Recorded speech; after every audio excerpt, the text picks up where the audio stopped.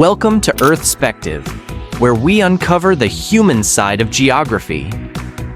Today's journey takes us to the fringes of habitability, the places on Earth where daily life is a physical test, where being fit isn't a bonus, it's a requirement.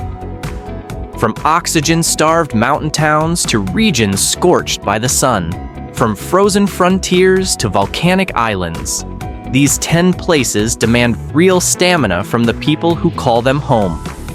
And yet, life not only exists there, it thrives, adapted to extreme geographies over generations. Let's explore what it means to live in a place where physical fitness isn't about hitting the gym, but about survival. La Rinconada, Peru.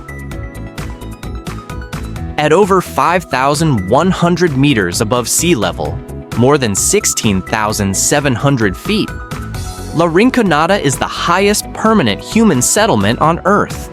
Nestled deep in the Peruvian Andes, this mining town is so high that altitude sickness isn't a risk, it's a lifestyle. The air pressure is 50% lower than at sea level, meaning your body gets half as much oxygen with every breath. Locals often suffer from chronic headaches, fatigue, and a condition called chronic mountain sickness. Why do people live here? Gold. La Rinconada is a boom town, driven by informal mining operations. Entire families relocate to this high-altitude world in search of economic opportunity. But make no mistake, living here means climbing steep paths in the freezing cold, hauling materials on your back, and dealing with harsh ultraviolet radiation. Water and sanitation are limited, and temperatures rarely rise above freezing. Only the physically and mentally strong make a life here, and even they struggle. But for many, the chance of prosperity outweighs the discomfort of thin air. Dasht-e Lut, Iran. In southeastern Iran lies the Dasht-e Lut, a desert so hot, it holds the record for the highest surface temperature ever measured on Earth, over 70 degrees Celsius, or 158 degrees Fahrenheit. Here, survival isn't just about hydration, it's about adaptation to some of the harshest solar radiation and driest conditions known to man. Few live directly within the heart of the desert, but nomadic tribes and fringe communities have found a way. Their bodies are adapted for heat tolerance. They wear light, full-body garments to reflect the sun and reduce moisture loss. Their movements are slow and deliberate, conserving energy throughout the day. Villages in surrounding regions rely on ancient qanat systems, underground aqueducts that transport water across long distances from cooler mountain sources. To live here, you need to be physically resilient, able to walk long distances in heat, carry loads in the sun, and thrive in a place where shade is more valuable than gold.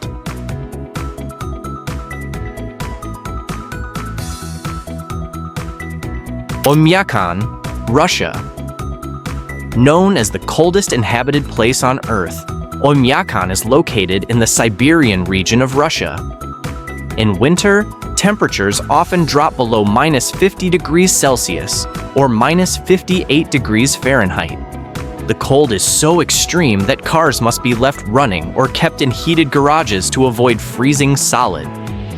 Simply walking to school or work requires layers of fur, boots built for Arctic expeditions, and a stamina few outsiders possess. Breathing in deeply can hurt your lungs, and exposed skin freezes in minutes. Yet people here live full lives. They hunt, they fish under thick ice, they farm root vegetables in the short growing season. Children play outside, families gather. The key: tradition, adaptation, and bodies hardened by generations of exposure. You don't live in Oymyakon by accident. You are born into it. And if you stay, you earn it every day. Makalu Base Camp region, Nepal. The Makalu region lies in the shadows of one of the world's tallest peaks, deep in Nepal's eastern Himalayas. Here, at elevations near 5,000 meters, there are no roads, no vehicles, just steep trails, long ascents, and breathless terrain. For locals, walking hours a day at altitude is normal. Loads are carried with woven baskets supported by head straps. Children grow up with strong lungs and powerful legs. Sherpas and other mountain communities are genetically adapted to process oxygen more efficiently. Even the simplest tasks, fetching water, harvesting crops, visiting neighbors, are full-body workouts. The mountains are beautiful but unforgiving. Every slip can be fatal, and storms can isolate villages for weeks. This is a world where the earth itself tests your strength daily. Chinle, Arizona, Navajo Nation. In the arid landscape of northern Arizona lies Chinle, part of the vast Navajo Nation. Life here is defined by distance. Homes are often miles from the nearest paved road or power line. Fetching water may mean a multi-hour round trip. Many homes lack plumbing or consistent electricity. Walking across open desert under a blazing sun isn't a sport, it's transportation. Climate change is making it worse. Summers are hotter, droughts longer, and resources scarcer. But the physical endurance of the Navajo people is matched only by their cultural resilience. They've adapted for centuries, living in harmony with harsh conditions. To survive here, you need both strong legs and a strong sense of purpose. Danakil Depression, Ethiopia. The Danakil is one of the lowest and hottest places on Earth. Temperatures regularly soar past 50 degrees Celsius, 122 degrees Fahrenheit, and its alien landscape includes sulfur springs, acid lakes, and active volcanoes. And yet, the Afar people live here. Their bodies are lean, efficient, and well adapted to heat. They mine salt from ancient seabeds, often cutting blocks by hand and transporting them by camel in 12-hour caravans across the desert. Hydration is a science here. So is pacing, shade building, and community survival. Physical fitness isn't optional. It's cultural memory, passed down through generations of desert dwellers.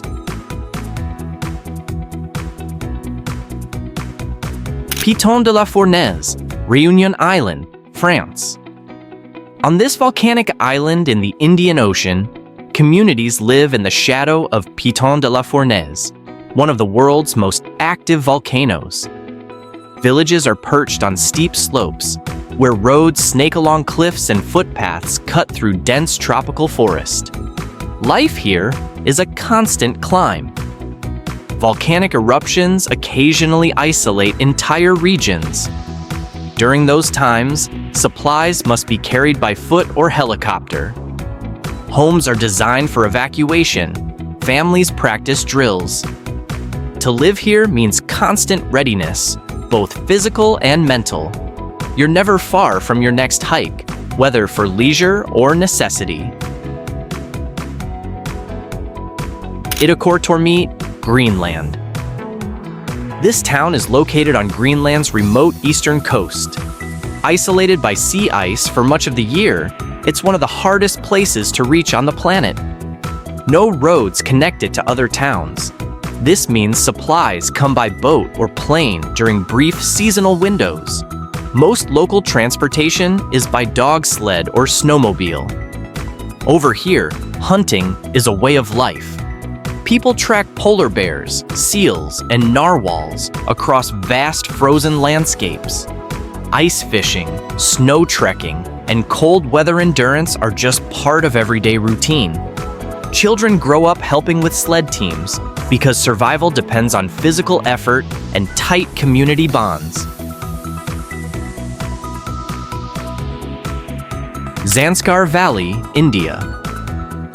Nestled in the Indian Himalayas, Zanskar is cut off for much of the year due to snow. The only winter route to the outside world is the Chadar Trek, a 100-kilometer journey over a frozen river. This trek, used for centuries by locals, is one of the most demanding in the world. Slippery ice, bone-chilling winds, and the constant danger of falling into icy water make it treacherous. Even in summer, life requires long walks to monasteries, markets, and fields perched on rocky terraces. Zanskaris are incredibly fit, not because they train, but because they have no other choice. Papua Highlands, Papua New Guinea. This mountainous interior is home to dozens of distinct tribes, many living without roads or modern infrastructure. Villages are linked by footpaths through steep jungles, and daily tasks like hunting, gathering, or trading mean hours of climbing and trekking. Locals often travel barefoot, their feet toughened by a lifetime on muddy trails and rocky slopes. Food is grown in gardens carved into the mountainsides, carried home in woven baskets strapped to foreheads. These aren't tourist treks, they're daily commutes. In the Papua Highlands, physical endurance is woven into the fabric of life.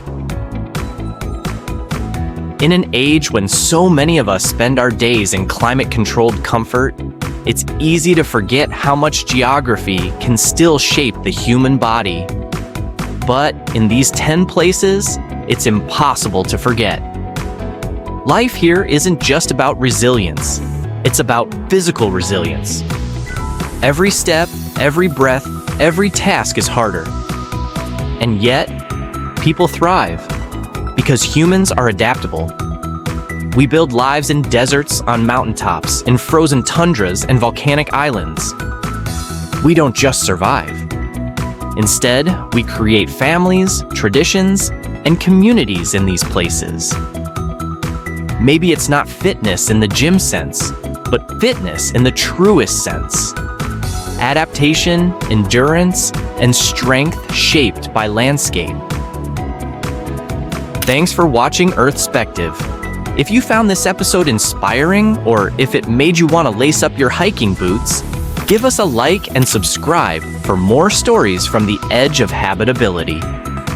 Until next time,